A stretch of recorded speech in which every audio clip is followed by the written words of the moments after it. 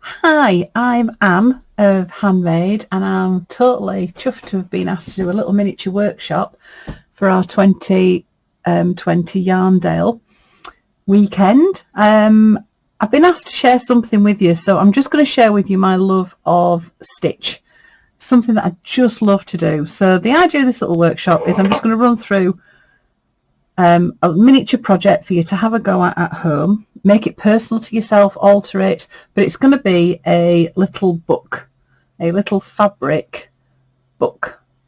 So that's what we're going to have a look at doing. I'm going to show you the basics, but like I say, you can change it to any size that you want, extend it, but I'll just give you an idea of what you need to get. So gathering your stash together that you're going to need.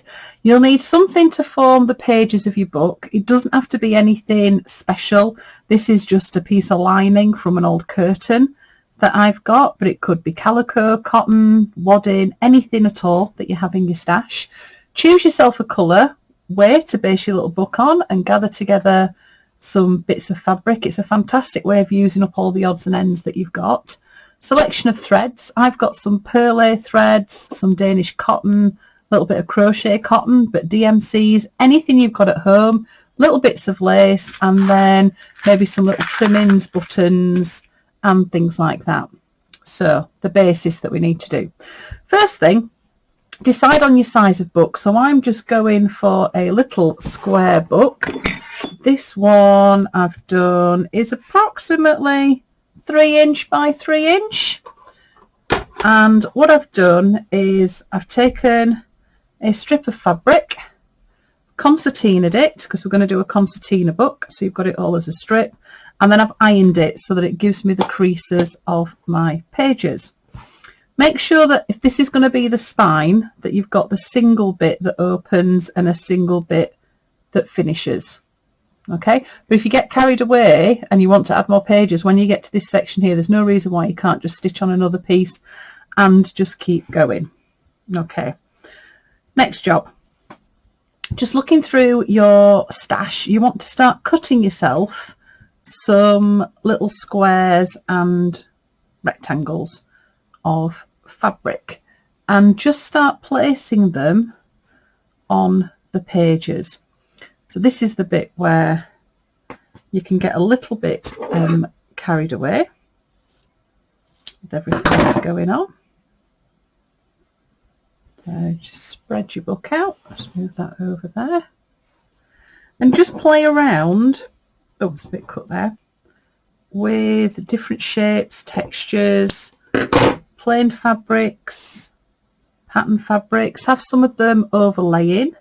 So I usually call this my auditioning of fabric, because it is just about playing around. Sometimes if you've got an edge, a nice little frayed edge can be quite nice on a piece. A mixture of patterns and plains, depending on what your fabric background is. Obviously you can leave some of the background on there as well. And then as you're going along, as you are happy with some of the bits and pieces that you've put down, so I might just do that one, just a stripe, you're then going to start pinning them in place. As you're going along, you can play around with little bits of lace trim. So just looking at little bits of lace and the patterns that you can see, you can just really alter the way that your fabric looks.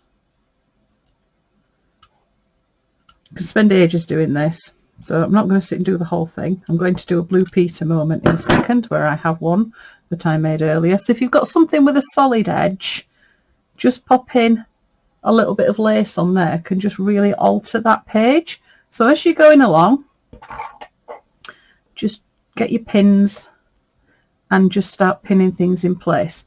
This is fantastic no matter what level of embroidery you are, whether you're brand new to embroidery or you're somebody that's au fait with embroidery, because you can use whatever you want. The example that I'm going to show you just uses a straight stitch.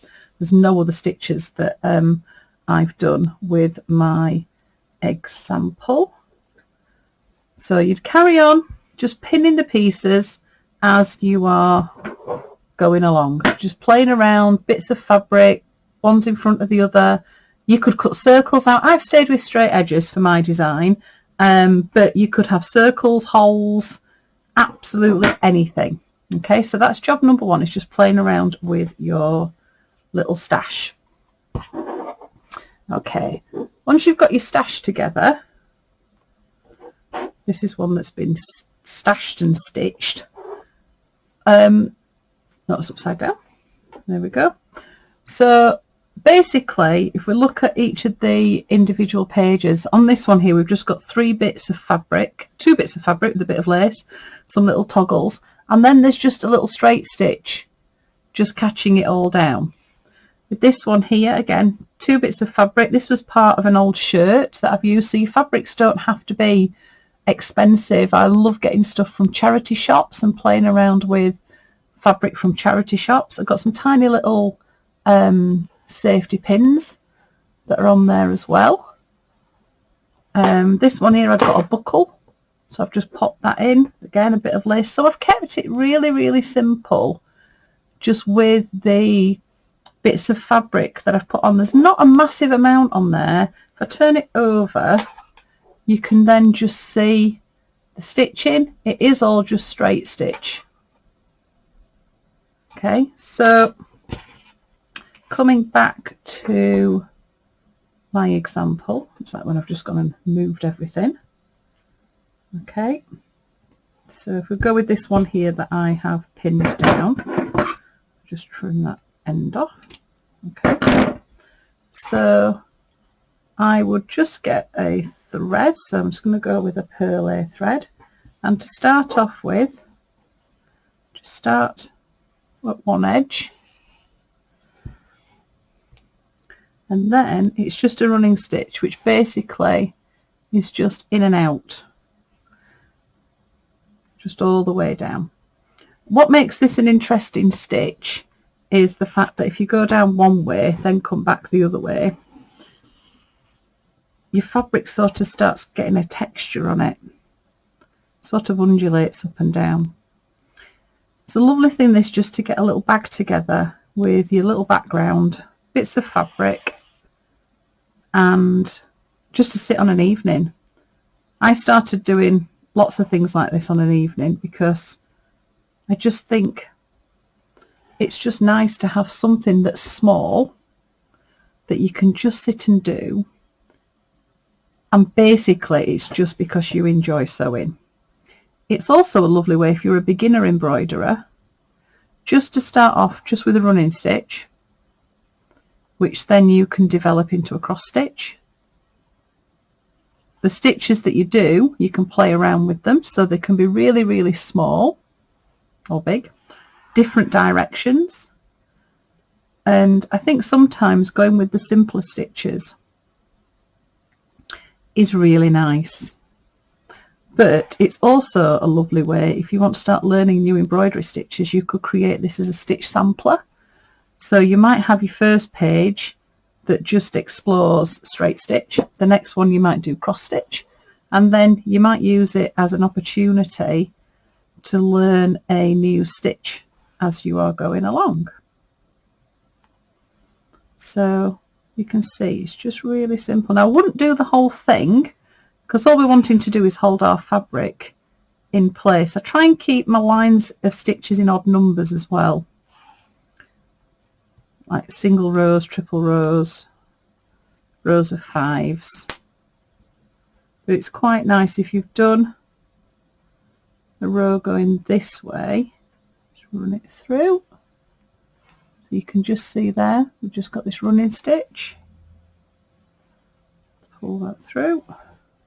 To finish it off on the back, I just loop it through one of my other stitches, just create a loop, and then just go through that loop a couple of times, and it just creates a little knot just on the back. So when you've gone in one direction, there's no reason then why you couldn't come across that way. So on this one here, this one's probably got a little bit more stitching. So I've got a couple of tram lines there, a couple going that way, some triples going there. And then once you've stitched down all your fabric, you can then start adding anything that you've got. So we've got some linen buttons. These are just some little jewellery findings I think that I've got at home. I've got a little buckle on there, safety pins. So it could be anything at all, just to make your pages just that little bit more interesting. When you've done that and you're all ready to move on, what we're going to do is concertina your book, back up, and get the pages here.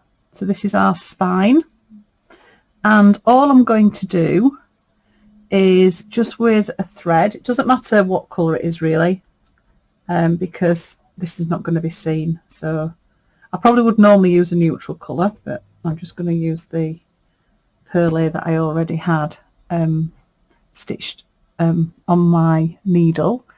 And what you're going to do is just catch each of the edges. So I've just gone through all my edges there.